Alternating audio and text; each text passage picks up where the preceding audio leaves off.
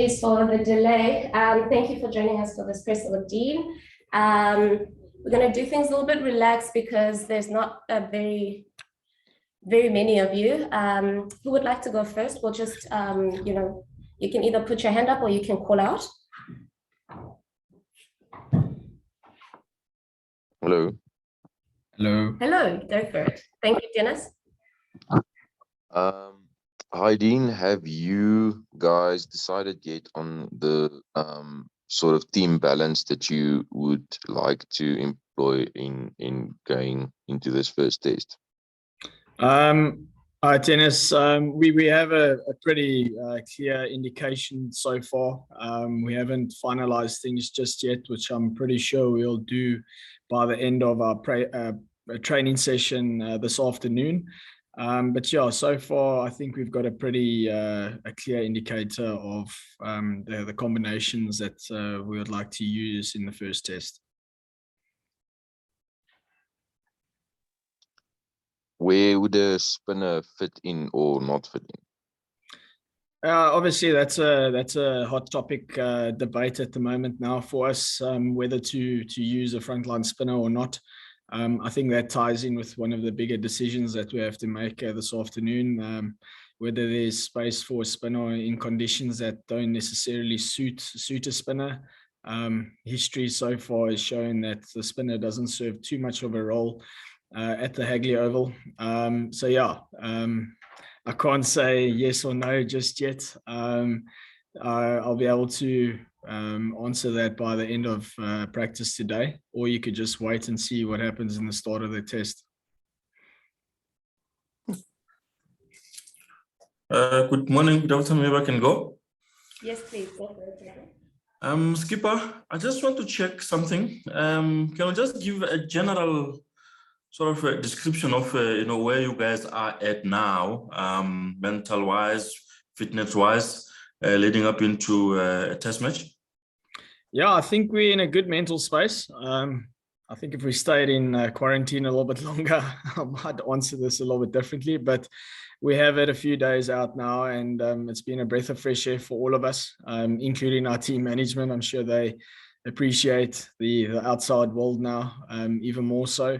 But yeah, we know we had to play a test series, irrespective of what we've been through the last 10 to 12 days, serving out our isolation quarantine period, which we knew we're going to have to fulfill in order for the series to happen.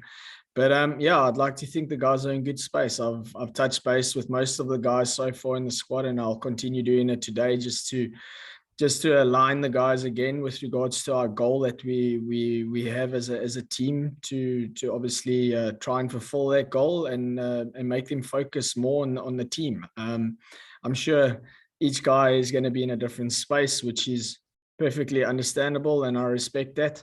But it's up to me to align each player now, just so that we can service the team in the right means.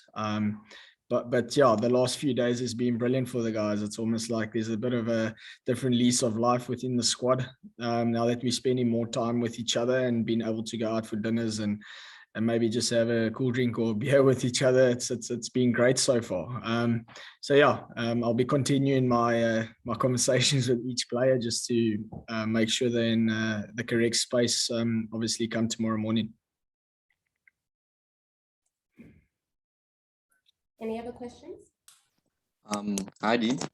I just wanted to know from your side, New Zealand will be without Kane Williamson and Ross Taylor for the first time in a few years. Just how tricky has it been, planning and strategizing for New Zealand without those two middle order batsmen, and also Trent Boult will miss the first test as well? Yeah, sure. They've obviously got 3 experienced guys out of their squad. Again, that's totally out of my control. I need to control what I can, and that's obviously to best prepare and get the guys in the right mindset starting this test match. But by no means does that make us not respect our opposition. We respect the New Zealand side in a big nature. They've had success even with the guys not around. They've had success with the current players that they have, and we know they're extremely dangerous side in their conditions. So we need to be mindful of that. We need to respect where we are as a side and where they are as a side, but we also need to focus and control what we can control, and that's ultimately focusing on this first test and obviously breaking up this first test in different phases. So yeah, we're extremely mindful that they're still a very dangerous side. They're playing test cricket for their country, so they know what they're doing when it comes to their skill, and yeah, it's up to me to obviously make us understand that, and yeah, and again align us in the job that we have to fulfill in this test series. And just also, Shaun Langeveld mentioned earlier in the week that the conditions in New Zealand can be a bit misleading once you see the green grass, you know. Have you had to talk to your bowlers and just calm them down a bit, maybe? After seeing some green grass? Yeah, definitely. I think sometimes you can get a little bit carried away when you see green grass. You might not execute your skill or your line and lengths because of you think that the grass is going to do everything, and you just putting the ball in the area is going to get you success, which definitely doesn't work in these kind of conditions. We still have to be very mindful of, we need to execute our skill and we've got to execute our strengths, and that's obviously been a success for us of late. We've done that very well as from a bowling point of view. We've done that brilliantly, but again, from a batting point of view, we need to be very strong in our defense and strong in our leaving. We've got to set up our batting innings in order for us to score runs later on in the afternoon. And there's definitely a method towards trying to execute those kind of skills. But yeah, the conditions might be a little bit misleading. So for what I've experienced in the nets that we've had, it's been a pretty good competition between bat and ball. In a sense of, if you bat well, give yourself a little bit of time, you're going to have some success from a run scoring point of view.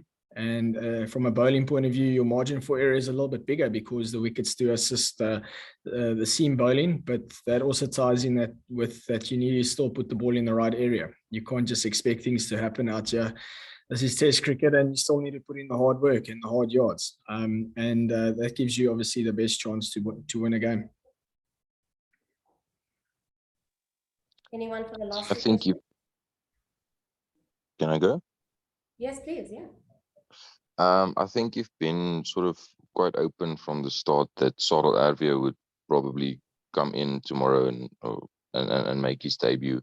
And you've spoken quite a bit about him, but just what sort of batsman is he for people who've maybe not seen the most of him? What are his type of strengths and what type of player is he? I think his strength over the last, say, 2 to 3 seasons, and this is from a SAA point of view, and his domestic side back home, he's occupied the crease for quite a long time or a long period in his innings. And I think he's one of those guys that can accumulate the score and accumulate runs as his innings progresses. But I do think he's someone that can bat time, and rightly so. He's scored a lot of good scores, and he's got the numbers under his belt, and that's why he's here now. And yeah, I see him as someone who can fulfill that role of occupying the crease, a little bit like my kind of role as well. But in Test cricket, you kind of need that. You need guys to occupy the crease and fulfill different roles that the team expects at that point in time. So yeah, that's the kind of role I see Sarel, and also bearing in mind that once he gets in and once he's earned the right to go out and score a few runs and maybe play a little bit more expansively, he's also got that game within his armory. So yeah, he's been around quite a while now, and he's played domestic cricket for some years now, and I think he's very comfortable knowing his game. But again, Test cricket does throw a few challenges out from an intensity point of view, and maybe does make you second guess yourself a little bit. But I think him being 32 years old now, is a lot more confident and pretty assertive within his various roles that he can fulfill. Anyone for the last question? I can have a last bite. Skipper, matches between South Africa and New Zealand always have that thing of South Africa coming up against a few South African-born Kiwis. must we expect some chats in the middle there during the matches? Some spice there? Maybe, you never know.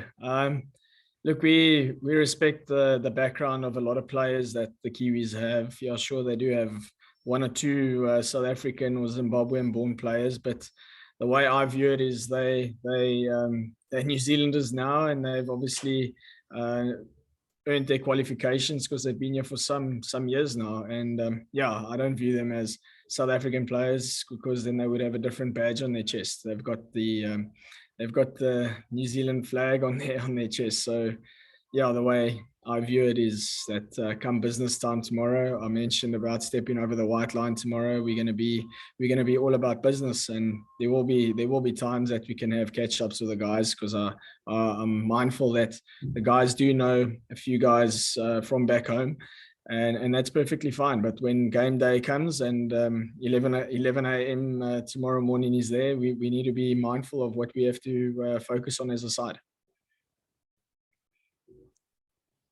Thanks very much, everyone, especially the South African guys, for joining at this Sleep time. tight. Good night. Thank you. Good luck. Cheers. Bye-bye.